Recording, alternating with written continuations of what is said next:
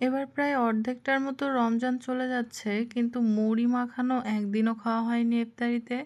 আর দেখা গেছে যে বেশিরভাগ সময় সৌরভ বাইরে ইফতার করছে, আমি একা একা ইফতার করছি, তাই আর ওই ইচ্ছাটা জাগেনি যে মুড়ি মাখিয়ে খাই একা একা।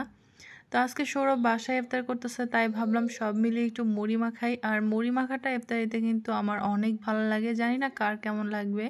তো যার জন্য এখানে আমরা মুড়ি মাখার প্রস্তুতি নিচ্ছিলাম। শসা, মরিচ কুচি, পেঁয়াজ কুচি, তার সঙ্গে একটু লেবুও কুচি করে দিয়েছি, কারণ মুড়ি মাখানোর সঙ্গে লেবুটা দিলে অন্যরকম একটা ফ্লেভার আসে আর খেতেও ভালো লাগে।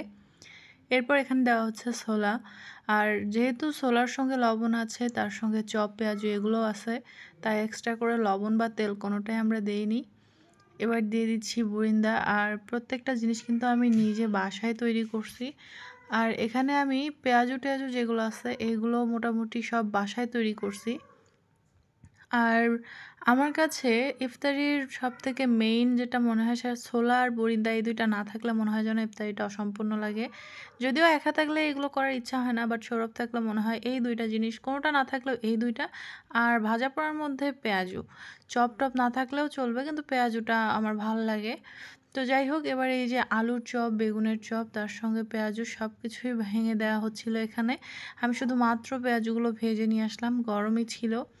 আর আজকে শুধুমাত্র মুড়ি মাখানোর জন্যই জাস্ট 2-3টা করে পেঁয়াজু মানে চপগুলো বানানো হয়েছে। পেঁয়াজুটা একটু বেশি বানাইছি, বাট বেগুনের চপ ছিল 3টা আর আলুর চপ 2টা, মানে জাস্ট অল্প করে বানাইছি শুধু মুড়ি মাখানোর জন্য।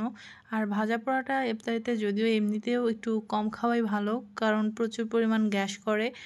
তারপরে আমরা বাঙালি, যেহেতু মুখের স্বাদের কাছে কথা, তা ওই মুখের স্বাদে আমরা খেয়ে ফেলি। আমরা তো আর এত কিছু বুঝি না, খাওয়ার পরে আমাদের গ্যাস হয় বা প্রবলেম হয় সেটা ফিল করি, তারপরেও আমরা ওই একই জিনিস বারবারই কিন্তু রিপিট করি। তো যাই হোক, সব কিছু দিয়ে মাখাইতে মাখাইতে এদিকে কিন্তু অলরেডি আজান দিয়ে দিছে, তাই আমি সৌরভকে একটা খেজুর খাইয়ে দিলাম। দেন তারপর নিজেও আমি একটা খেজুর খেয়ে নিচ্ছি, আর এদিকে সৌরভ দিচ্ছে সেই সব কিছুর মধ্যে মুড়িটা। আর আমরা যেহেতু অল্প মানুষ, ছোট্ট পরিবার, সেই ক্ষেত্রে আমরা মুড়িটা অল্প করে দেব, যাতে অল্প একটু মিলে সবাই শেষ করতে পারি। কারণ ইফতারি জিনিসটা নষ্ট করা আমার কাছেও ভালো লাগে না, শুধু ইফতারি নয়, কোনো খাবারই নষ্ট করা আমার কাছে ভালো লাগে না। আমরা 2জন খেজুর দিয়ে রোজাটা ভাঙার পর এবার আমাদের যে বাকি 2জন সদস্য ছিল তাদেরকেও খেজুরটা খাইয়ে দিলাম। যদিও সাবা খেজুরটা খায় না, ও একটু মুখে নিয়ে চাবিয়ে আবার ফেলে দেয়। ও কেন জানি না খেজুরটা খেতে বোঝে না।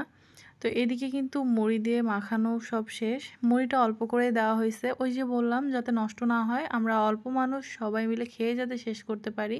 সাবা আর কতটুকুই খাবে, আমাদের 3জনকেই খেতে হবে, স্নেহাও তো তেমন একটা খাবে না।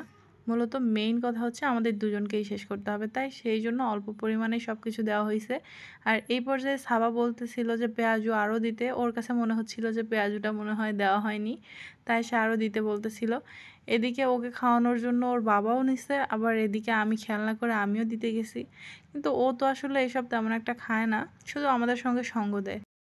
অনেকে আবার মুড়ি মাখার সঙ্গে জিলাপিটা অনেক পছন্দ করে, আবার অনেকে আছে পছন্দ করে না। একেকজনের পছন্দটা একেক রকম। তো আমারও মোটামুটি মুড়ির সঙ্গে জিলাপিটা ভালো একটু কমই লাগে। বুরিন্দাটা ঠিক আছে, কিন্তু জিলাপিটা একটু ভালো কমই লাগে। তারপরেও যদি সমাজ মেইনটেইন করার কথা আসে, তাহলে ওই সমাজ মেইনটেইন করতে গিয়ে একটু খাই। তো যাই হোক, এই ছিল আমাদের আজকের ভিডিও। আপনাদের কাছে কেমন লেগেছে অবশ্যই কমেন্ট করে জানাবেন। আর সবার জন্য আমরাও দোয়া করব, আপনারাও সকলে আমাদের জন্য দোয়া করবেন। আমাদের ভিডিওগুলো ভালো লাগলে লাইক, কমেন্ট, শেয়ার করে পাশেই থাকবেন। দেখা হবে পরবর্তী কোনো নেক্সট ভিডিওতে। সবাই ভালো থাকবেন, সুস্থ থাকবেন। এখনকার মতো বিদায় নিচ্ছি। আল্লাহ হাফেজ।